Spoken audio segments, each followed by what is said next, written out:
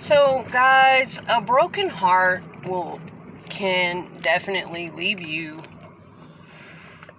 unmotivated, depending on what your broken heart came from. And I had so much spirit, just natural spirit, okay? And people wouldn't understand. They wouldn't understand where I got that spirit, how I got that spirit. A lot of people would just think, oh, I guess it just comes natural to her. Or, who is she? Why is she so upbeat and life-loving and outgoing and talkative and high-spirited? Who does she think she is? Little Miss Pretentious, self-righteous. Why is she so happy? There are a lot of people that would think that way when they see someone who is a life lover, who tries to be very outgoing and just, I've been around too many toxic people in my life, and unfortunately I know how they think. And it takes one to know one, too. I've been toxic in my life before.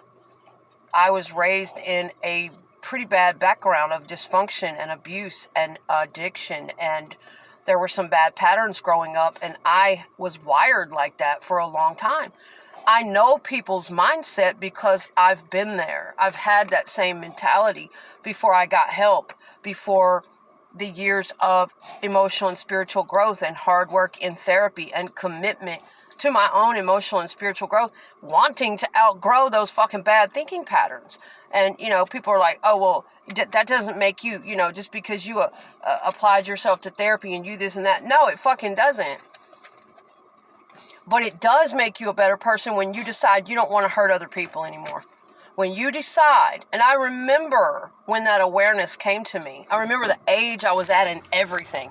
When that awareness came to me that, damn, look at yourself. Look what you act like. Your action is indirectly going to hurt others. It can spread, not just directly doing something, but our actions really can have a ripple effect and end up landing in someone else's heart, someone else's stomach. Someone else has to feel that pain or go through something that we may have started or that trickled down because of us. And I remember the age where these things really, my awareness started growing more and more. Because up until a certain age, shit, I just didn't care. I didn't think about it that much. I just did what I wanted when I wanted. I grew up with a lot of bad wiring, a lot of narcissistic wiring, and it was about my ego. It was about, if I want to do this, that's what I'm going to do. And that stems from low self-esteem. It really does. Oh yeah, I could tell you guys stories and tales of being a young girl and really what goes on in the mind of narcissistic people. Absolutely. People who sleep around, people who don't care if people have partners, people who don't care about those commitments, they don't honor that.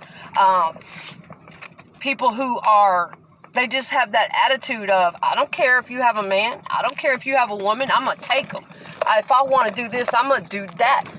Okay, of course I know that mentality because I grew up in it. But my God, to still be that way at 40-something years old?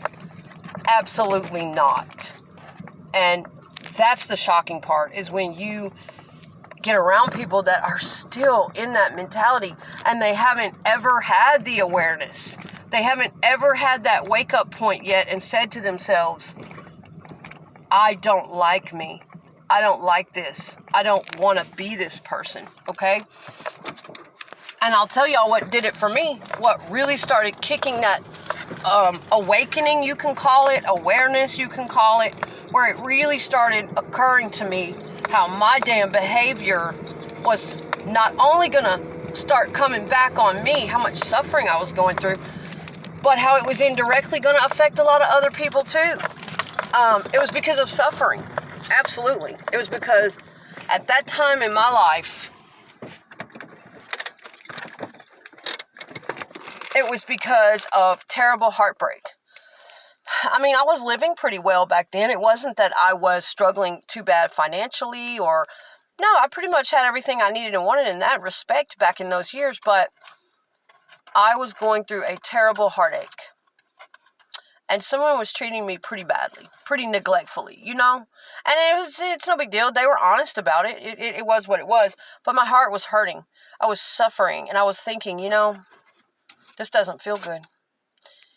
That can make all the difference between a person carrying on and growing worse in their narcissism or healing and going back, changing, dropping back down to more healthy levels of narcissism and acquiring more empathy and compassion and thoughts for other people.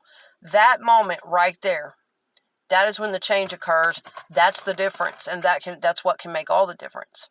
Now, a person with full-on narcissistic personality disorder probably would not be able to have that awareness. They probably would not be able to have that brain click, that sudden, it just starts coming to them. And one of the reasons why it started coming to me more and more is not only just I woke up one day and didn't like myself anymore, it's because I was also in and out of therapy. I was also reading a lot of books and studying emotional, psychological, and spiritual things on certain subjects like codependency and relationships and spiritual things. And if you do that, then you will open yourself for that awakening. You will prepare your brain and open your brain for that realization. I feel like if you don't open your brain for it, it doesn't come. Maybe for some people, but it's a preparation of sorts. I'm just kind of giving some insight and context into what happened to me. This happened to me when I was just about 30, 29, 30. Major changes started to happen in me. My mentality, my emotional, spiritual intelligence. I had, my boys were in grade school, first, second grade then. And, of course, I always had this awareness that I wanted to be a better parent. I always wanted to keep up with, being able to communicate with them and being able to be a good role model for them. That was always in my mind. But I was still shit. Nobody's perfect. I still did things back at that age. I still do shit now. I'm just saying. I had certain areas of my life where, I was just wild. I was wired a certain way and I didn't give a shit. And yes, that was the age it started to come to me that, damn, it was because of suffering, pain in my heart. And I began to think, this is too much. I don't want to feel this way. And I'll be damned if I want to make anyone else ever feel this way. So I've got to make some changes to the way I conduct myself. That is that split second turnabout where you realize that you do not ever want anyone to feel what you're feeling. And that in order for you, it may be a selfish thing. Who knows? It sounds kind of selfish. In order for you not to suffer anymore, you basically start to get the whole picture of it all. That, yeah, what comes around goes around. And you begin to get this sense that, damn, I'm not attracting very good energy. I'm not, and you start to get this sense that, yes, what you put in is what is going to return, so to speak. Whatever energy you dwell in, if you're a liar, a cheater, a manipulator, a take what you want at all costs, no matter who might be crying over there or crying over there because you did something. If you are a person, you begin to learn that that's the kind of energy that's going to keep surrounding you as well. And a lot of times really hurt people, they will continue to hurt people and worse without this realization, without that awakening. They will continue to do it. They won't realize, they won't think about the larger scale of things and how important it is to change that behavior. And so, yeah, that's when it started to really set in on me, okay? And it was my own personal suffering that started making me think on it more and more. But not only that, I think it requires more than that. I think it's the components of this change. It's more than just suffering. Now, it may be different for everyone, but for me, the components were, I had already been in and out of psychotherapy from the time I was 14. I already had some seeds planted there of certain things: self-worth, self-value, self-respect, boundaries, self-awareness. These seeds had been already starting to plant. And even though I wasn't in therapy every week regularly, those sporadic therapy sessions all those years were getting in there. Those things were in there. And again, I was reading a lot of material, opening my mind, opening to, and I will have to credit a lot of it to spiritual concepts. That's just me. It wasn't necessarily just therapy or psychological concepts or I'm suffering and I don't want to suffer, so I'm going to change today. Fuck no. I don't think that's enough to make anybody change. I really don't. I don't think those components are enough. Just the I'm suffering. I don't think so. Because a lot of people who are just suffering, they'll hurry up and try to find even more to placate that suffering ego. Even if it hurts 15 other people, they'll keep on going. They'll make it more dangerous, more careless. This is a narcissist. Narcissists are so extreme and so empty. Rather than stopping and healing that ego, they have to take it up a notch and up a notch. It has to be more dangerous, more risky, more careless. The more trouble it's going to get me in and the more risky it is and the more people that might get hurt. Yeah. That's the way they fucking feel. That's okay. Start putting it together. That's why they act the way they do. It takes that much, and it gets worse and worse for them. So, I don't think it's enough just to be feeling, oh, I'm suffering. I want to change my behavior today because I don't ever want anyone to feel this. No, I honestly think the spiritual component in my life was the major contributing factor. For me, it just was. And, of course, the psychological and psychotherapeutic work. But the spiritual aspect is what really started to open my eyes to things. And I'm not religious. I don't have a set practice or set religion. These were just things, just studies of all kinds, everything from Buddhism to all kinds of philosophies, all kinds of different religions, things about the ascension process and energy and karma and dharma and, oh God, and this was 16, 17 years ago. And so those were major contributing factors, major. Once that there's an opening process that has to occur to a person who has been traumatized, person who walks around in an angry protective shell, and they are still in that narcissistic attitude of, I'm tough, I'm attitude girl, why are all of you so happy? What are all of you sassy prisses laughing about? I'm hurt. Nobody deserves to be that happy if I can't be. That whole, yeah. And I don't care. I can do what I want. Oh, you have somebody? Huh. We'll see about that. That doesn't matter to me. That whole shit. Okay? Basically, if people are running around acting like that, that's because they are living in their 10-year-old wounded inner child that mommy and daddy slapped around or didn't love or abandoned or neglected or didn't spend enough time with, didn't give them enough hugs, or worse, like in my childhood, beat the holy fucking hell out of them on a regular basis. Manipulation, emotional manipulation, violation on every level, including sexual and every other level. Really bad. So, when you hear people acting like that as grown-ups, you know right then that they are living in their wounded inner child and that something on some level happened in their childhood. And basically, you have to decide you want to heal. That's what it is. And I remember listening to one of Pete Sapper's lectures. He's a great instructor, teacher, YouTube channel, Chosen 144, Empath Uprising, and he would talk about how basically the high-level narcissist and regular people, one chooses to heal and the other one doesn't. That's it. That's the deal. You can take two people that come from, and the super empath. He was discussing the super empath and the high-level narcissist.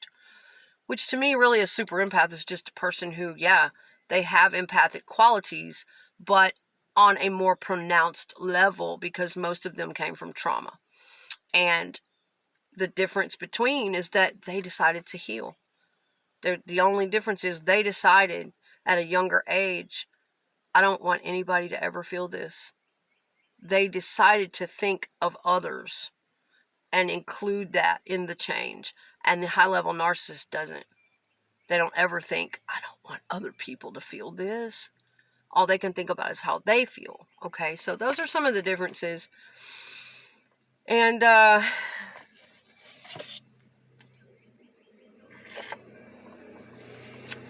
gone through a lot of heartbreak in my life, you guys. A lot of mental and emotional suffering. And thinking back, you know, it seems like I was always brokenhearted over something. But when I was just me, when I was just me with myself, that spirit,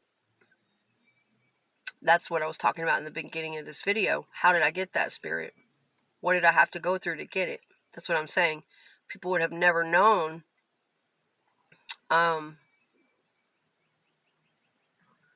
that I had to go through quite a bit and make a choice. That the reason that I get up so determined to feel bright and joyous and after all that's happened is because I'm that one. Because I am that girl. I am that one that has decided to take all of that pain and brutality and sickness and darkness and anything that you could imagine that has been inflicted on me, every letdown, every rejection. I think about the years raising my kids and working and going to school and the boyfriends. And yeah, it seemed like I was always dating some person that, you know, there's where a lot of my heartache would be wrapped up. Why? And then when I would just be with myself, I would just have the best time. I would just feel absolutely fucking great. Me and myself and my ideas and my joy and my spirit and just experiencing life and loving, you know. Love is a very high vibration. It's the highest frequency. And you don't necessarily have to be in romantic love to experience it. You can deeply feel that for a lot of things. Your family, your pets, your animals, charity work, volunteer work.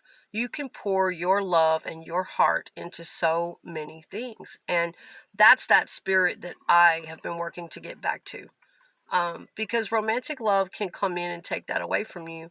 It can, if you get with the wrong person who is unhealed and who has chosen to never heal, or they're scared to heal, and you've stretched out your hand to them to help them, assist them with their healing process, and they don't want to, they don't trust you, that can destroy you. It can destroy all of your healing work. It can really set you back. So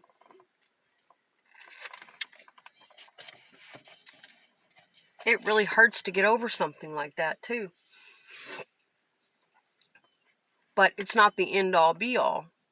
You know, I'm just flashing back to what most of my problem was in the past. It was because I involved somebody else. Tried to, you know, it was because I was always tied up in something external to myself, thinking that, you know, it would be making me sick. It would be making me hurt. It would be making me distracted. And I had to, you know, I just couldn't get it. That, listen, if it's not the right frequency, go ahead and give it a clip. Which I had done all that too. I mean, Jesus Christ. You know, I think that's why I got so depressed this last year. It's like, fuck. Anything people could tell me, girl, you just need to do this. Girl, you just need to do it that way. Oh, you just need to stand in this. You just need to do that. I've done it. I've experienced it in some form or another. in that power, feel good about myself, don't need to worry about that. I've done all of that. I have been confronted with just about every experience imaginable. And sometimes it does get to us that you get to an age where you just really wanted to believe in something. And you're just mature. You're appreciative of life. You're not some little fucking kid running around anymore. And you really put your whole heart and soul into something. And you're just on that level. And you find out you're with somebody that could never be on that level. They don't even register on the radar of even anywhere close to that level. And that's shocking and hurtful to find out. Then you try to work hard to force it to be on that level. That's where we fuck up. Is when we find out we're on the wrong frequency with somebody and it's not even, that's where we fuck up. Is we have to put out double energy to make up for what they lack. To make up for what they fooled us into thinking that they had. So, I'm still working on healing, guys. And every month I do get a little more down around my hormonal time. I post more sad videos around that time, I think. But all in all, I'm working on getting back to that spirit. It's been very painful. But if we can ever just remember that our happiness is not tied to anything external from us. And I know that sounds cliche as fuck. You've heard it a million times. Just saying, that's where a lot of my pain comes from, is when I let my joy and my happiness come from something external to me. It's got to come from here. Got to fucking come from here. You better find it if you want to break free. If you don't want to be up under that crushing, because, people will have power over you. And so, that's just a reflect back on, heartbreak and healing and why some people, it's really just that simple. Some people choose to heal and they decide going forward that they don't ever want to do those same actions again, and they don't ever want anybody to feel shitty like that inside because they've suffered so much. They don't ever want anybody to feel that level of suffering. And then there are those who don't wake up to that. They don't have that realization. Why? I don't know. Maybe because those certain components don't line up correctly in their own life to prepare them for the wake up. I don't know. But it is what it is, I think it is a personal decision. And I think that most people could apply themselves and decide that they want to make those changes any day they wanted to. But it's something in people's brain. It has to occur to them first. It has to be kind of a desire floating around in there first. And for a lot of people, it's just not. It's just not a desire. And so they keep going, unhealed and feeling terrible inside and reflecting that out onto other people as well. And doing hurtful things to get their own self-esteem filled up. All right, guys. I did have something else to add to that, but I'll come back in a part 2 because I don't want this to get too long. What was it? How did I start this out? I started out talking about heartbreak and healing. Oh, I was talking about, people wondering sometimes where people get their great spirit when they have a great spirit and why they're just over the top and animated and full of life and, oh my God, I love this cupcake and tasting every bite. And a lot of people do sit up with their toxic ass and go, fuck you and your fucking cupcake, you happy ass. That's all you have to worry about is a fucking cupcake. While I'm over here struggling. I'm out of gas. I don't have any food. Alright. Let me tell you. I wish a motherfucker would talk to me like that. I wish you would think that about my cupcake. You don't know me. You don't know what the hell I had to go through to get that motherfucking cupcake and to get that joyous outlook about that cupcake. And no, it isn't fake. I'm just telling y'all how really toxic, hateful people think. You know why I know? Because I used to be one of them.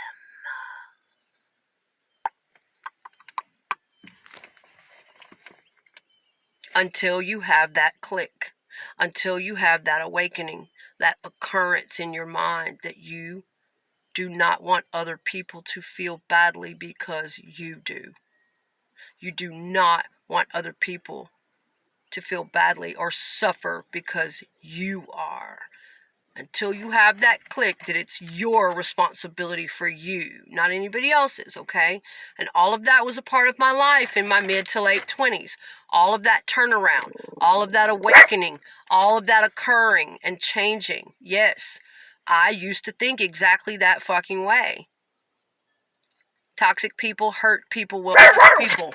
People who are suffering, people with unhealed childhood trauma. They grew up in violence and beatings, and their parents didn't spend enough time and all that shit.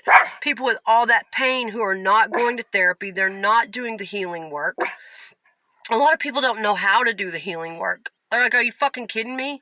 Especially a lot of men. They don't know what the healing work is. What is that? Yeah. And it can be kind of flaky, but I'm glad that more and more men are making it the norm now, and they're spreading awareness on it, that it's okay. It's called inner child work, and you actually have to go back and do a lot of that work if you were wounded as a young child. That's right. There are steps to it, and you need people in your life that can, and now we're in the information age, guys. So even if you're embarrassed or you're scared or you're ashamed, I'm a big tough man. I don't do inner child work. I never told anybody I was hurting as a boy. Even if you feel that way, in the privacy of your own home, there's no excuse. You can turn on YouTube any day you want. You can turn on the YouTube and you can look up your specific pain, your specific trauma. What happened to you as a boy? What hurt you? What did you go through? And you can find men who are also sharing a similar story to yours and who are giving you information on how to help yourself heal, how to do some of that work so that you don't hurt anymore and so that you don't hurt others anymore. So there's no excuse for you not to do the work. Don't sit up and say, I'm embarrassed. I don't want to go talk to a stranger about my life. I don't want to do this and I don't want to do that. There's no excuse. Put the fucking bottle down. Put the pipe down. Quit chasing sex and people and dates and all that. Quit saying that you don't have time. Quit saying that you're doing the best you can. In this information age, there's no reason or excuse why you can't figure out how to start healing some of those terribly hurtful things in you. Oh, my parents won't talk to me about it. I tried to talk to them and they just shut me down. They will. Again, there's no excuse. Not in this information age. Even if we don't have a therapist or we don't have money or we don't have people or we don't have, the first thing how to begin. That's why I make videos like this, to spread awareness, to plant seeds. We don't have to sit around unhealed, especially these days, okay? And I'm holding more and more people accountable. More and more people are getting held accountable as we go more into the information age, because at that point, it's just a matter of your own laziness. It's just a matter of your own defiance, your own willful ignorance that you want to stay unhealed. And if you continue hurting other people, you're wrong for that shit. That's why it's your responsibility to heal. So I'm just saying, okay, there's a lot of information out there, and I want people to feel good about themselves. I want them to feel more peaceful inside. I don't want people to be walking around hurting and in their wounded inner child and feeling terrible about themselves and taking it out on other people. So anyway, like I said at the first part of this, a lot of people would look at me and go, why she act the way she does? Well, a lot of that shit is hard earned. A lot of it's because I went through a lot of pain and a lot of darkness, and I decided that I want to come out of it happier. I want to come out of it with more light. It gets boring to me sitting around pissed off and angry or miserable, looking at the world like I don't fit into that world. I can't have those things. Why does everybody else have those things? I wish I could be like them, but I'm not like them. I'll never be like that. I don't want to sit around like that. But yes, once upon a time I was in that mentality. I did hate on other people for what they had, especially when I was in my early to mid 20s. Fuck you for being so happy. I'm telling you how unhealed, toxic people think. Wounded people, they think like that. Fuck you for being so happy. Fuck you for enjoying your fucking muffin. They think you're supposed to be suffering just because their ass is over here suffering. I don't think so. That's not how it fucking works. You do your work. That's how that works. Other people, You never know what that happy ass person had to go through just to get that muffin and that 5 minutes of smiling happiness that morning. And if you're the kind of person that wants to take that from them just because you're in some pissy pants that day, just because your boyfriend isn't treating you well, or because your girlfriend isn't treating you well, or your day isn't working out, don't be that person. But that's usually what it comes down to. A really cruel, mean, vindictive, spiteful, ugly person is usually hurting. They are hurting, and they don't know how to get to the root of those wounds. It doesn't occur to them. Okay? Well, again, we're living in an age where there's not much excuse for you. There's not really anywhere else you can run and hide from why you are not healing and why you are still hurting other people and wishing other people to be unhappy. Have a great day, you guys. I'll talk to you again soon.